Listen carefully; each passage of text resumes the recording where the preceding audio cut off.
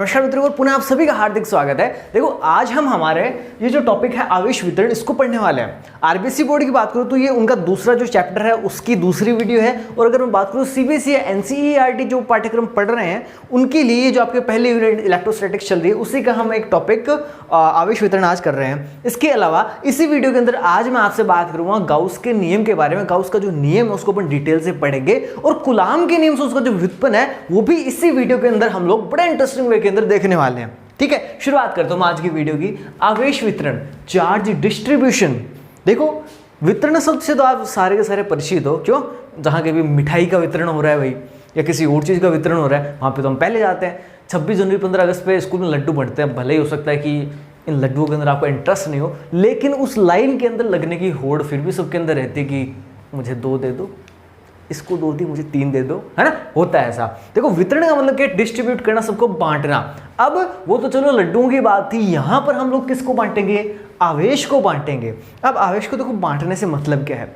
अगर मेरे पास मान लो कोई 2 आवेश है, मैंने ये कुचालक मेरा बोर्ड है, एक आवेश को मैंने यहाँ पे रख दिया, एक आवेश को यहाँ पे रख दिया, यानी इस बोर्ड के ऊपर मैंने आवेशों का वितरण कर दिया। 2 आवेश जो है वो इसको दे दिए। अब इसी प्रकार से अगर मेरे पास बहुत सारे आवेश हो तो मैं इस बोर्ड पर जहां आवेश रखूंगा उस जगह आवेश का वितरण हो जाएगा। मतलब जहां मैं उसको रख दूंगा वहां पे वो पड़ा रहेगा। क्यों? क्योंकि ये एक कुचालक बोर्ड है और कुचालकों के अंदर आवेशों का प्रवाह नहीं होता, तो जहां पर मैं आवेश को रखूंगा वहां पर वो आवेश रखा जाएगा। लेकिन जब अपन बात करते हैं चालकों की, तो जो चालक पदार्थ होते हैं उनकी क्या खासियत होती है? जैसे हम उनको कोई आवेश देते हैं, आवेश गतिशील होने लग जाता है। क्योंकि चालकों का गुण ही ये कहता है, चालक को चालक कहते क्यों अपन? क्योंकि वो विद्युत धारा का प्रवाह कर सकते हैं। और विद्युत धारा असल में है क्या? आवेशों के प्रवाह की दर को ही हम विद्युत धारा कहते हैं। तो जैसे हम कभी आवेश को किसी चालक को दे देंगे तो उस चालक के अंदर वो आवेश आते गति करना प्रारंभ कर देंगे, यानी वहां पर आवेशों का जो वितरण है वो शुरू हो जाता है। मान लिया मेरे पास कोई गोला था, ठीक है, ये पहले धातु का बना हुआ चालक गोला, धातु का तो ऑब्वियसली चालक है। ये अनावश्यक था। मैंने क्या किया कि कुछ आवेश लिए और इस गोले को दे दिए। मैंने मान लो जो आवेश है इस गोले को इस बिंदु पर संपर्क करते हुए दिए। मान लो मेरे को किसी बैटरी सेल के तार जोड़कर मैंने इसको आवेश देना है और मैंने इसको इस बिंदु से आवेश दे दिए। मैं तार को तो हटा लूंगा, मान लो इसको मैंने आवेश दे दिया। तो ये जो आवेश है ये नहीं कि जहां पर मैंने दिया बस यहीं पर ये प्लस प्लस प्लस या माइनस माइनस माइनस आवेश यहीं इकट्ठे हो जाएंगे। नहीं, ये जो सारे के सारे दिए गए आवेश है ये इस गोले के ऊपर समान रूप से वितरित हो जाएंगे। यानी पूरे गोले पर, या किसी भी चालक की आप बात करो, जरूरी नहीं गोले की अपन बात करें, किसी भी चालक को जो दिया गया आवेश है वो उसमें समान रूप से वितरित हो जाता है। इससे हम बोलते हैं आवेशों का समवितरण का सिद्धांत। चालकों की मैं बात करूं, कुचालकों के अंदर ऐसा हो कोई जरूरी नहीं, क्योंकि कुचालक कहते हैं उसी को जिसके अंदर आवेशों का चालन होता ही नहीं, और बिना चालन के जो उनका वितरण है वो स्वतः तो होगा नहीं। अब ये तो अपन ने देखो बात कर ली आवेश वितरण की। हमें देखो बात करनी है कंटिन्यूअस चार्ज डिस्ट्रीब्यूशन, यानी सतत आवेश वितरण की। अब सतत का मतलब भी वही सेम है। अगर अपन किसी चालक को आवेश दे देंगे ना तो वो उसके अंदर सतत रूप से, यानी समान रूप से पूरे के पूरे चालक के अंदर क्या होगा? वितरित हो जाएगा। इसको हम बोलते हैं सतत आवेश वितरण। अब ये देखो, जो सतत आवेश वितरण है ये अपने जो पदार्थ है उसकी आकृति के ऊपर देखो डिपेंड करता है थोड़ा सा, या अपन उसको वर्गीकृत करते हैं 3 भागों के अंदर। अगर मान लो आपके पास कोई पदार्थ ऐसा है, जैसे अपन बात करें किसी तार की। अब तार की क्या खासियत होती है? अगर मैं देखो तार बोल दूं, चाहे मैं किसी छड़ की बात कर लूं, चाहे फिर मैं किसी देखो वृत्ताकार वलय की बात कर लूं, इसको मैं एक बार गोला नहीं मानकर वलय मान लेता हूं। चलो यहाँ पे बना देता हूं। मैंने क्या किया, एक तार था मेरे पास, उसको मैंने मोड़कर ऐसे वृत्ताकार इसकी वलय बना दी। तो इनमें से मैं किसी की भी बात करूं, इनकी खासियत क्या है कि इनकी लंबाई की तुलना में इनकी जो चौड़ाई है वो बहुत ही कम है, मोटाई जो है बहुत ही कम है। यानी अपन इसके अंदर प्रभावी किसको मानेंगे? लंबाई को। ठीक इसी प्रकार ये जो हमारी वलय बनी है, इस वलय की भी क्या खासियत है कि इसके खाली बाहर बाहर वाली परिधि जो है इसी के ऊपर चालक जो अपना तार था वो अपन ने मोड़कर बनाया है, यानी इसके अंदर भी प्रभावी क्या होगी? इसकी लंबाई होगी।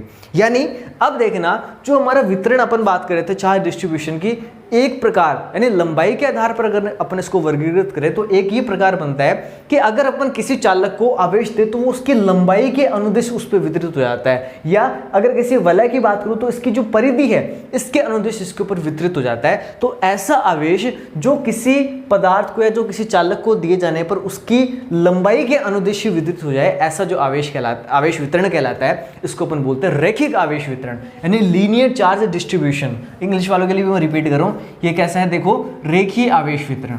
रेखीय, ये रेखीय के अंदर खी थोड़ी बड़ी आती है भाई, ध्यान रखना। रेखीय आवेश वितरण। या इंग्लिश के अंदर मैं इसको बोलना चाहूँ तो मैं इसको बोल सकता हूँ लीनियर चार्ज डिस्ट्रीब्यूशन। ठीक है, देखो अगर अपन किसी चालक को आवेश देते हैं और वो दिए गए आवेश उसकी लंबाई के अनुदिश वितरित हो जाता है, एक रेखा के अनुदिश वितरित हो जाता है, या फिर उसकी परिधि के अनुदिश अगर कोई वलय है, तो ऐसा जो आवेश वितरण होता है इसको हम बोलते हैं रेखीय आवेश वितरण। अब देखना, ये तो एक प्रकार हो गया। दूसरे प्रकार और तीसरे प्रकार की फटाफट बात करें तो फिर अपन घनत्व की बात करेंगे इनके प्रत्येक के लिए। जैसे इसके लिए अपन देखेंगे, क्षेत्रफल के लिए अपन देखेंगे और आयतन के लिए अपन देखेंगे। तो देखो एक चीज तो आपने क्या समझी कि अपन जो देते हैं आवेश वो लंबाई के अनुदिश दे सकते हैं। दूसरा, ये तो चलो बात थी तार की या फिर किसी वलय की। मान लिया मेरे पास कोई चादर है, चालक धातु की बनी हुई कोई चादर है ना, कोई क्षेत्रफल है, तो मुझे जब इस क्षेत्रफल के अंदर आवेश को देना है, देखो जैसे ये कोई प्लेट मान ली मैंने, धातु की कोई प्लेट है या कोई यहाँ पे पृष्ठ है, तो मैंने इसको जैसे आवेश दिया तो ये जो दिया गया आवेश है इसके पूरे पृष्ठ में, यानी इसके पूरे जो इसका क्षेत्रफल यानी जो इसका एरिया है, इस एरिया के अंदर डिस्ट्रीब्यूट हो जाएगा। तो आवेशों का ऐसा वितरण जो किसी चालक को दिए जाने पर उसके पृष्ठ में पूरे में समान रूप से वितरित हो जाए, ऐसे आवेश वितरण को हम बोलते हैं पृष्ठीय आवेश वितरण या पृष्ठ आवेश वितरण। इसको हम बोलते हैं पृष्ठ आवेश वितरण।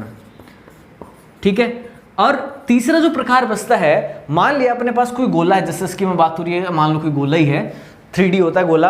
अगर किसी पदार्थ को दिया गया आवेश उसके संपूर्ण आयतन में वितरित हो जाए, तो इस प्रकार का जो आवेश वितरण होता है इसको अपन बोलते हैं आयतन आवेश वितरण। अगर मान लिया इसका आयतन V है तो इसके अंदर जो वितरण होगा वो किसके अनुदिश होगा, इसके आयतन के अनुदिश होगा। तो इस प्रकार का वितरण कहलाएगा हमारा आयतन आवेश वितरण या वॉल्यूम चार्ज डिस्ट्रीब्यूशन। ये होगा हमारा एरिया चार्ज डिस्ट्रीब्यूशन।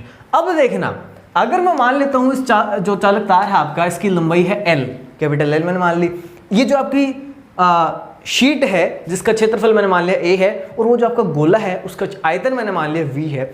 अब देखना घनत्व की अपन बात करते हैं। आपने आपकी बुक के अंदर टॉपिक भी देखा होगा, आवेश वितरण के अंदर रेखीय आवेश घनत्व या पृष्ठ आवेश घनत्व या आयतन आवेश घनत्व। तो जो घनत्व का मतलब क्या होता है, घनत्व को अपन देखो दर्शाते हैं, वैसे तो डेंसिटी को दर्शाते हैं आपकी D से, और वैसे इसको रो से भी अपन दर्शा सकते हैं, लेकिन यहाँ पर तीनों के लिए अपन अलग अलग जो कांस्टेंट होगा उसको अपन काम में लेंगे। देखो जो घनत्व होता है वो होता है आपका द्रव्यमान बट्टा आयतन।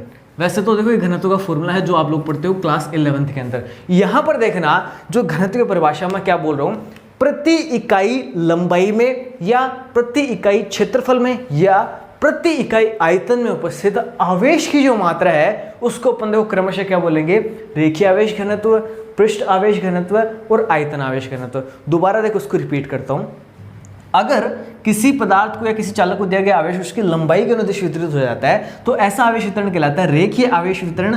और प्रति इकाई लंबाई में, यानी आपकी जो लंबाई है प्रति इकाई लंबाई में वितरित जो आवेश है इसी को अपन क्या कहते हैं, रेखीय आवेश घनत्व, जिसको हम दर्शाते हैं लैम्डा से।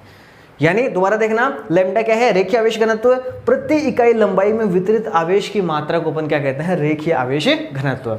इसका मात्रक देखो, आवेश का मात्रक होता है कूलाम और लंबाई का मात्रक आप सभी जानते हो क्या होता है, मीटर। तो यानी हमारा जो रेखीय आवेश घनत्व उसका मान क्या है, लैम्डा बराबर Q/L। ठीक इसी प्रकार अगर मैं बात करूं इसकी पृष्ठ आवेश घनत्व की, तो पृष्ठ आवेश घनत्व को हम लोग दर्शाते हैं सिग्मा से। देखना सिग्मा का मान क्या आएगा, प्रति इकाई क्षेत्रफल में वितरित आवेश का जो मान होता है उसी को हम क्या कहते हैं, पृष्ठ आवेश घनत्व। इसका भी देखो अपन के पास जो मात्रक बहुत आसान है, Q यानी आवेश का मात्रक होता है कूलाम, बट्टा में कौन है, क्षेत्रफल, और क्षेत्रफल होता है मीटर स्क्वायर इसका मात्रक। तो हमारे पास सिग्मा का मान रहेगा Q/A। ठीक इसी प्रकार अगर मैं बात करूं देखो आयतन की, तो मैं आयतन आवेश घनत्व को देखो दर्शाता हूं यहां पर रो से। ठीक है, इस निशान को अपन बोलते हैं रो, और इसका मान क्या होगा, प्रति इकाई आयतन में उपस्थित आवेश की मात्रा। तो देखो प्रति इकाई आयतन अपना V है, इसमें उपस्थित किसकी मात्रा, आवेश की मात्रा। तो ये क्या कहलाएगा, हमारा आयतन आवेश घनत्व। तो हमने देखो तीन बातें करी हैं। पहली बात हमारी ये रही, लीनियर चार्ज डिस्ट्रीब्यूशन के अंदर हमने बात करी जो लीनियर चार्ज डेंसिटी है, यानी रैखिक आवेश घनत्व की। रैखिक आवेश घनत्व होता है प्रति इकाई लंबाई में उपस्थित आवेश की मात्रा, रैखिक आवेश घनत्व जिसको हम लैम्डा से दर्शाते हैं, मात्रा कूलाम पर मीटर।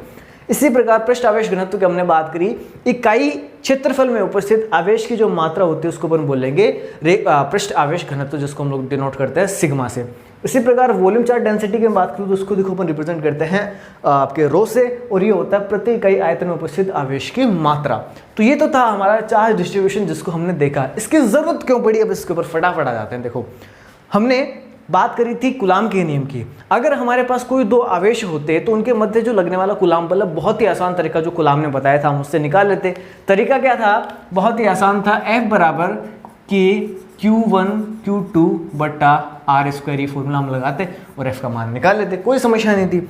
लेकिन अगर अपने पास दो से ज़्यादा आवेश हो गए तब थोड़ी सी दिक्कत हो गई थी। तो उसको भी मिटाने के लिए हमारे अध्यारोपण का सिद्धांत जो अपन ने बात भी की थी पिछले चैप्टर के अंदर या पिछली जो वीडियो थे उनके अंदर, तो हमने वहाँ पे अध्यारोपण का जो सिद्धांत पढ़ा था तो उसने हमें इसका भी समाधान दे दिया कि आपके पास अगर दो से ज़्यादा हो जाए तो कोई दिक्कत नहीं, आप प्रत्येक एक आवेश के ऊपर प्रत्येक आवेश के कारण लगने वाला निकाल लो और सबको आपस में जोड़ दो सदिश योग उनका करने पर हमारे पास जो टोटल आएगा वो क्या होगा, नेट फोर्स हमारा आ जाएगा कूलाम के नियम से।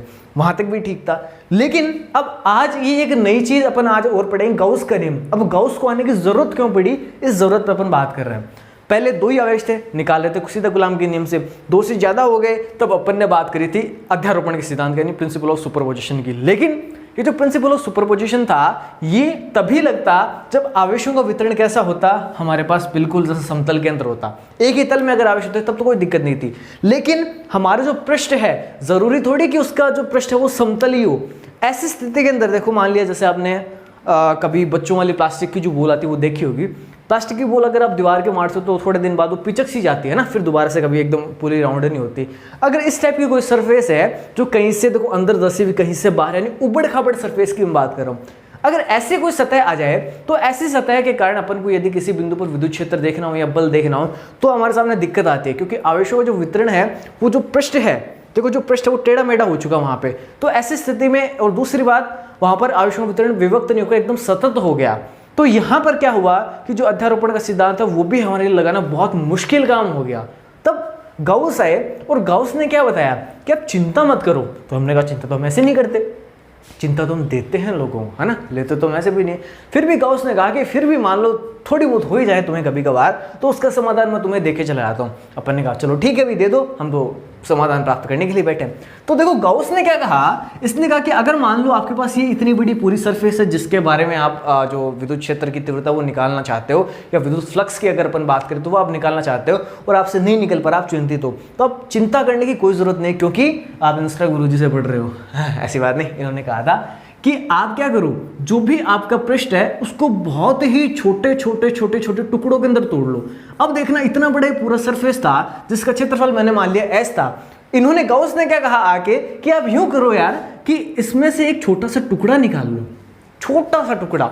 अब ये छोटा सा टुकड़ा होगा, देखो पूरे का क्षेत्रफल तो एस था, इस छोटे से टुकड़े का क्षेत्रफल हमने क्या मान लिया, डी एस है। ये तो पूरा टुकड़े का क्षेत्रफल था और अपने छोटा सा टुकड़ा इसके समान इसके जैसा अपने निकाला तो इसका जो क्षेत्रफल हो गया वो गया ds। इतनी चीज क्लियर है। अब इन्होंने क्या कहा, आप इस ds के कारण जो आपका विद्युत फ्लक्स है ना उसको देख लो।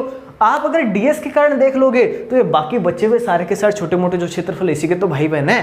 तो अपन क्या करेंगे, इस एक का निकाल के इसका समाकलन कर देंगे और आपके पास पूरे पृष्ठ के लिए जो विद्युत फ्लक्स है उसका मान आ जाएगा। तो देखो कितना आसान हो गया हमारे लिए कि इतने सारा सब कुछ ध्यान रखने कोई जरूरत नहीं, बीच में से कोई भी एक उठाओ, अपन को तो उठाने नहीं है, अगला अपन को सवाल में खुद देगा। और अपन को तो वैसे भी इस चैप्टर से जो है डेरिवेशन आता है, वो डेरिवेशन बड़े शानदार गाउस के नियम के अनुप्रयोग जो अपन पढ़ेंगे ना अगली वीडियो के अंदर, हम लोग गाउस के नियम के अनुप्रयोग पढ़ने वाले हैं। वो भी एक बड़ी वीडियो होगी आज वाली वीडियो की तरह। तो उसके अंदर जो अनुप्रयोग आपके 6 नंबर का 110% जो प्रश्न है उससे आता ही आता है, तो वो तो बड़े इंपॉर्टेंट वीडियो होने वाली है। लेकिन आज वाली इस वीडियो को समझे बिना आगे वाला भी धरा का धरा रह जाएगा, ठीक है ना, तो इसको जरूर समझना।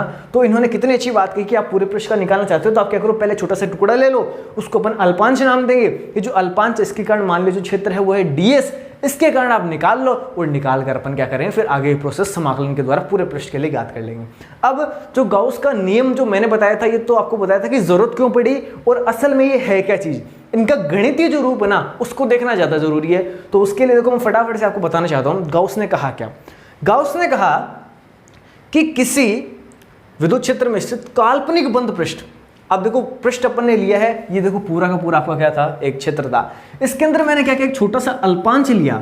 तो ये अल्पांश असल में है क्या, एक छोटा सा पृष्ठ ही तो मैंने लिया, ये पूरा पृष्ठ था, इसका छोटा सा पृष्ठ मैंने ले लिया और ये मैंने काल्पनिक रूप से इसको बंद पृष्ठ मान लिया, ठीक है। अब देखना है क्या कहते हैं, विद्युत क्षेत्र में स्थित किसी काल्पनिक बंद पृष्ठ से निर्गत कुल जो फ्लक्स का मान होता है, यानी फ्लक्स को अपन दर्शाते हैं इससे फाई से, तो निर्गत कुल फ्लक्स का जो मान है वो इस पृष्ठ द्वारा परिबद्ध कुल आवेश, यानी इस पृष्ठ के अंदर कुल कितने आवेश हैं, तो पृष्ठ द्वारा परिबद्ध कुल आवेश तथा इस पृष्ठ से निर्गत कुल आवेश तथा 1/ε0 के गुणनफल, यानी देखो ε0 अपन ने दर्शाया था जो आपके माध्यम जो निर्वात की विद्युतशीलता थी उससे, इन्होंने क्या कहा 1/ε0 के गुणा के बराबर होता है, और गुणा किससे करना है, इस Q से करना है।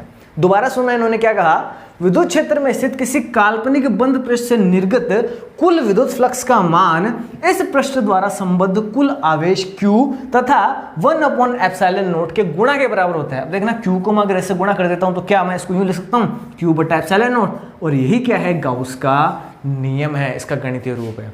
दोबारा समझ आऊं या जरूरत नहीं होगी, अब तो कुछ भी नहीं है।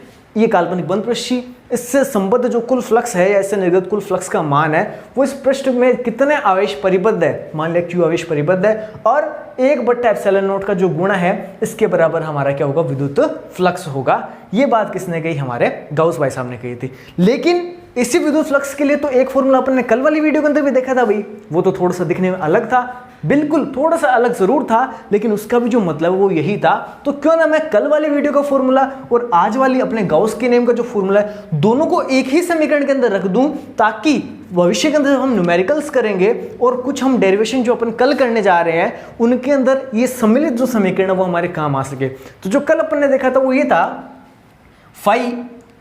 अब मान लो छोटे से क्षेत्रफल की बात कर रहे हैं तो देखो फाई तो क्या होता है, विद्युत फ्लक्स होता है। जब छोटे क्षेत्रफल की बात करते हैं तो हम उसका आगे डी लगा देते हैं, तो डी का मतलब क्या, छोटा सा एक अल्पांश है, और इस अल्पांश से निकलने वाला जो आपके विद्युत फ्लक्स होता है फाई, वो किसके बराबर होता है, आपके EDS cos थीटा के। कल अपन ने देखा भी था EDS cos थीटा।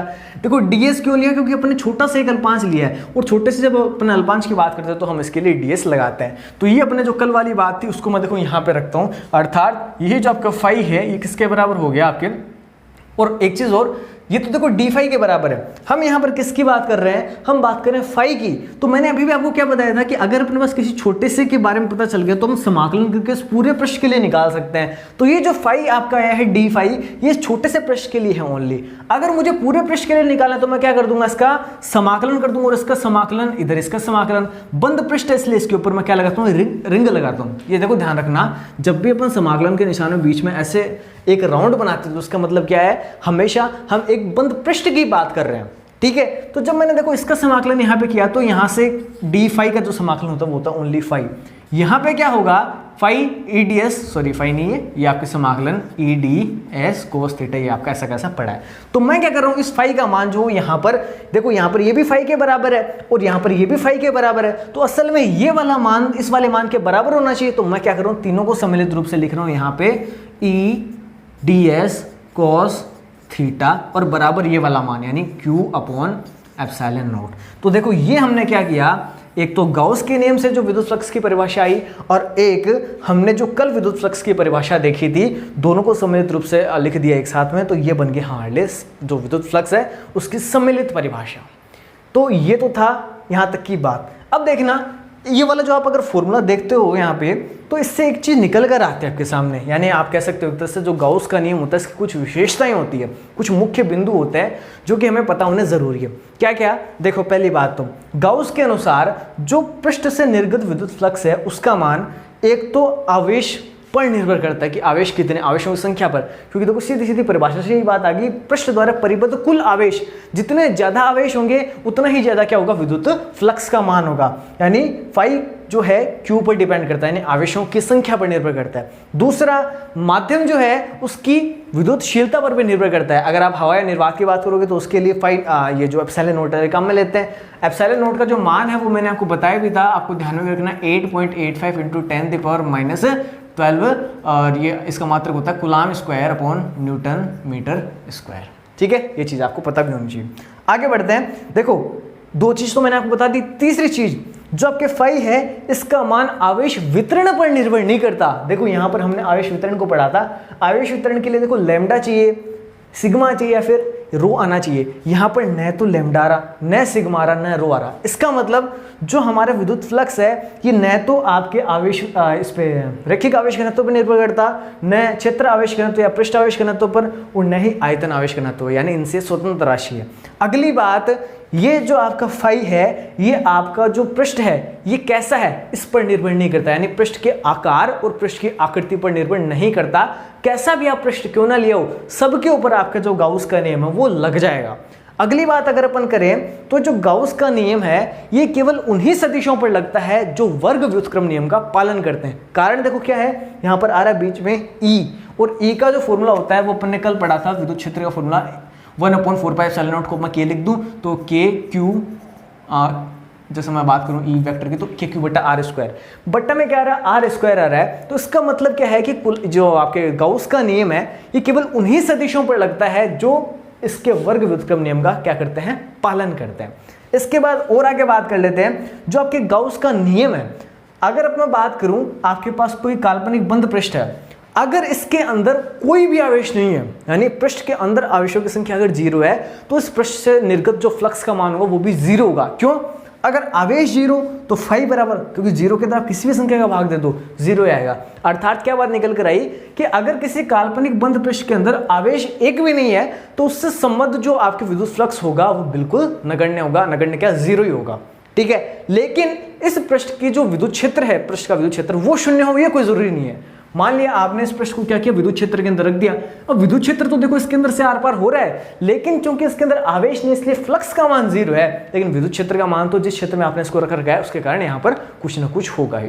तो मित्रों ये तो थी यहाँ पर गाउस के नियम की बात, जो अपन ने फॉर्मूला निकाला ये वाला, और जो कल वाला था इनको अपन ने सम्मिलित किया। अब एक टॉपिक और आता है आपकी बुक के अंदर, वो ये कि कूलाम के नियम से हम गाउस के नियम की व्युत्पत्ति कैसे करें। तो उसके लिए फटाफट बोर्ड को साफ करता हूँ, फटाफट अपन उसकी बात करते हैं।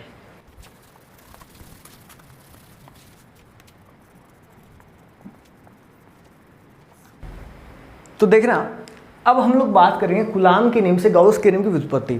तो इसके लिए देखो मैं क्या मान रहा हूँ, मान लिया कि कोई एक बिंदु है मेरे पास P जिसका नाम है, यहाँ पर कोई मैं प्लस Q आवेश रख रहा हूँ, कोई धन आवेश मैंने रखा। ठीक है, P मान लो चाहे इसको मान लो, कुछ भी आप मान सकते हो, बिंदु आपकी इच्छा है। अब मैंने क्या किया, देखो जब भी अपन गाउस का नियम लगाएंगे ना, कल वाली वीडियो के अंदर अपन लोग बात भी करेंगे, जब भी कभी गाउस का हम नियम लगाते हैं तो बाहर एक काल्पनिक बंद पृष्ठ अपन को मानना पड़ता है, क्योंकि गाउस का नियम केवल काल्पनिक बंद पृष्ठ पर ही लगता है। ठीक है, तो मान लें कि बाहर कोई पृष्ठ है, कैसा भी हो ये, क्योंकि मैंने अभी भी आपको बताया था कि जो गाउस का नियम है इसके अंदर विद्युत फ्लक्स का मान इस बात पर निर्भर नहीं करता कि आपके जो पृष्ठ है वो कैसा है, आकृति कुछ भी हो सकती है, टेढ़ी मेढ़ी कैसे भी हो चलेगा। अब इस आवेश से मैंने मान लिया r दूरी के ऊपर, यहाँ पर ये r दूरी मैं ले रहा हूँ, r दूरी पर मैं एक छोटा सा यहाँ पर मान लो एक अल्पांश मान लूँ, ये पूरा s इसका क्षेत्रफल है। तो ये जो इतना सा मैंने अल्पांश माना, इस अल्पांश का क्षेत्रफल क्या हो जाएगा, ds हो जाएगा। और इस क्षेत्रफल की जो दिशा है, मान लीजिए जो आपका अल्पांश मैंने लिया है इसके क्षेत्र की दिशा है यूं इस साइड में, तो ये मैंने मान लिया ds वेक्टर।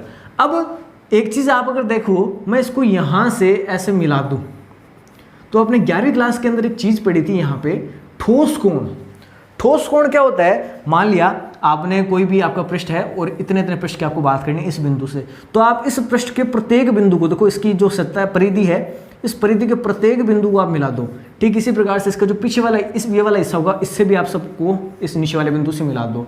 तो ये देखो पूरा यहाँ पर एक शंक्वाकार संरचना का निर्माण हो रहा है। तो ये जो शंक्वाकार संरचना है ना, इसी को इसके लिए हम बोलते हैं ठोस कोण, और ठोस कोण को हम लोग दर्शाते हैं ओमेगा के निशान से। ठीक है, अब यहाँ पर देखना, हमने जो क्षेत्रफल लिया है ये क्षेत्रफल बहुत ही छोटा सा लिया है, तो बनने वाला जो ठोस कोण होगा यहाँ पे ये भी कितना सा होगा, बहुत ही छोटा सा होगा। तो इसको मैं d ओमेगा से रिप्रेजेंट कर रहा हूँ, d का मतलब कि छोटा सा है इसलिए अपन d इसके आगे लगा देते हैं। और एक चीज देखना, ये आपका देखो आवेश है, आवेश है तो उसके चारों ओर उसका विद्युत क्षेत्र होगा, और विद्युत क्षेत्र की जो दिशा होगी वो कहाँ होगी, प्लस आवेश से बाहर की ओर होती है। ये देखो ये अपना प्लस आवेश है और इससे बाहर की ओर, यहाँ पे ये लो अपने ई वेक्टर की ये क्या है, डायरेक्शन है। अब देखना यहाँ पर हम लोग क्या कर रहे हैं, कूलाम का नियम सभी जानते हैं। कूलाम के नियम से विद्युत क्षेत्र की जो तीव्रता होती है, विद्युत क्षेत्र की तीव्रता होती है E बराबर KQ बटा R²। इसमें किसी को कोई समस्या नहीं है, सभी जानते हैं कि आप सभी को पता है 1/4πε0 होता है, या 9 × 10⁹ जो आपको मैंने बता रखा था इसका मान भी होता है। ये तो अपन ने बात कर ली ई वेक्टर की या ई की, विद्युत क्षेत्र की। अब देखना एक चीज़ मुझे बताना, अगर मैं बात कर रहा हूँ आपकी इस अल्पांश को लेकर, और इस अल्पांश के कारण यहाँ पर हम लोग देखने जा रहे हैं हमारा जो गाउस का नियम है ना, उसको अपन व्युत्पत्त करने जा रहे हैं। तो अब देखना मैं क्या करूँगा, अपन ने विद्युत फ्लक्स की कल बात करी थी और आज अभी भी अपन ने एक फॉर्मूला भी उसके लिए डिराइव किया था। चूंकि विद्युत फ्लक्स जो है वो होता है, कल वाली अपनी वीडियो के अकॉर्डिंग मैं बात कर रहा हूँ, तो ये होता है देखो डी फाई बराबर आपके E dot D S cos theta. इसमें कोई समस्या नहीं है। अल्पांश के कारण देखो डीएस जो अपन ने अल्पांश लेना, उस अल्पांश के कारण जो आपके इलेक्ट्रिक फ्लक्स होगा, विद्युत फ्लक्स होगा, वो भी बहुत थोड़ा सा होगा, इसलिए मैंने इसका क्या लगा दिया, डी लगा दिया। तो डी फाई बराबर E D S cos theta हो गया। अब मैं क्या करूं, देखना इस समीकरण 1 से जो ई का मान है वो समीकरण 2 के अंदर, इसको 2 मान लूं तो 2 के अंदर 1 से मान रख देता हूं। तो देखो मैंने क्या रखा, मान रखा, तो मैंने क्या देखा, ई का मान मैंने जैसे रखा के क्यू बटा R square D S cos theta. अब एक चीज देखना, ये जो समीकरण 3 अपनी आई है, ये किसके कारण है, छोटे से अल्पांश के कारण है। तो हमारा जो विद्युत फ्लक्स होगा वो भी बहुत छोटे से अल्पांश के कारण हमें दिख रहा हुआ। लेकिन अगर मैं आपसे कह दूं कि नहीं यार मजा नहीं आ रहा, इतने छोटे से कारण तो मैं नहीं देखूंगा, बहुत ही छोटा सा विद्युत फ्लक्स आ रहा, बहुत ही गरीब है यार, तो मुझे अगर इस पूरे पृष्ठ के कारण विद्युत फ्लक्स देखना होगा, तो मैंने थोड़ी देर पहले भी आपको बताया था, जब भी कभी ऐसी कंडीशन आती है तो हम क्या करते हैं, उसका समाकलन कर देते हैं। अगर मैं इसका भी समाकलन कर देता हूं तो मुझे इस पृष्ठ से संबद्ध जो कुल विद्युत फ्लक्स है वो मिल जाएगा। अब चूंकि ये पृष्ठ कैसा है, बंद पृष्ठ है, तो बंद पृष्ठ के लिए हम समाकलन के अंदर एक रिंग भी लगा देते हैं। तो फटाफट देखो करता हूं, इस डी फाई का जो समाकलन करूंगा तो समाकलन से मुझे क्या मिल जाएगा, सीधा फाई मिल जाएगा। तो इसके ऊपर मेरे को लगाने की जरूरत नहीं है, ऐसे लिख रहा हूं। यहां पर ये रिंग मैंने लगा दी ताकि बंद पृष्ठ को डिनोट कर दे, के क्यू बटा R square D S cos theta. अब देखना के और क्यू दोनों कांस्टेंट रहेंगे, बाहर निकालने में कोई समस्या नहीं है। तो फाई बराबर, नीचे देखो जगह नहीं बचेगी, इस साइड में ही है, यहीं पे सीधा लिख रहा हूँ, के क्यू बाहर आ गया और अंदर अपने पास क्या बच गया, देखो डी एस कॉस थीटा बटा आर स्क्वायर।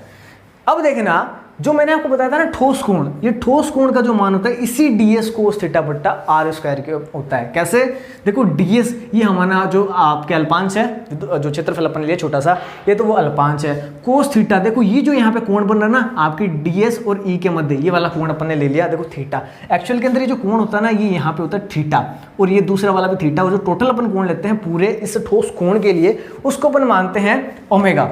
ठीक है। अब चूंकि अपने छोटे से अल्पांश की बात करें तो ये जो बनने वाला अंदर वाला कोण होगा, ठोस कोण, ये भी कितना होगा, डी ओमेगा, और जो डी ओमेगा यही असल में क्या है, इसके बराबर होता है। तो मैं क्या कर रहा हूं, इस डी एस कोस थीटा बटा आर स्क्वायर की जगह पे डी ओमेगा पुट कर रहा हूं। देखो फटाफट, ये के क्यू तो बाहर निकाल रखा ना अपन ने, तो के क्यू को तो बाहर ही लिख देता हूं, और अंदर देखना मैं इसकी जगह लिख रहा हूं डी ओमेगा, ये वाला पूरा मान डी ओमेगा के बराबर है।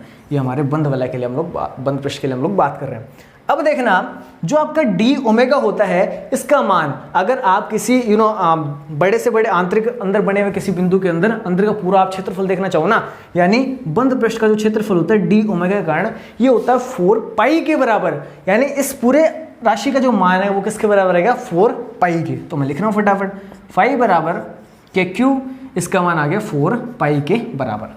अब देखना जो के है, अपन ने देखा तो कूलाम के नियम के अंदर ये एक आता है नियतांक, और इस के का जो मान होता है वो होता है 1/4 पाई एप्सिलॉन नॉट के बराबर। तो मैं यही के का मान अगर यहाँ पे रख दूं तो देखना अगली समीकरण क्या बनेगी, फाई बराबर क्यू तो ऊपर पड़ा है और के का मान मैंने रखा 4 पाई एप्सिलॉन नॉट, और यहाँ पे 4 पाई है गुणा में। तो देखना इस 4 पाई से ये 4 पाई अगर मैं काट दूं तो लास्ट में क्या बचेगा, वही बचेगा जो हमें चाहिए है, यानी क्यू बटा एप्सिलॉन नॉट। और क्या यही अभी जो अपन ने गाउस का नियम थोड़ी सी देर पहले देखा था वही है, नहीं क्या, बिल्कुल वही है।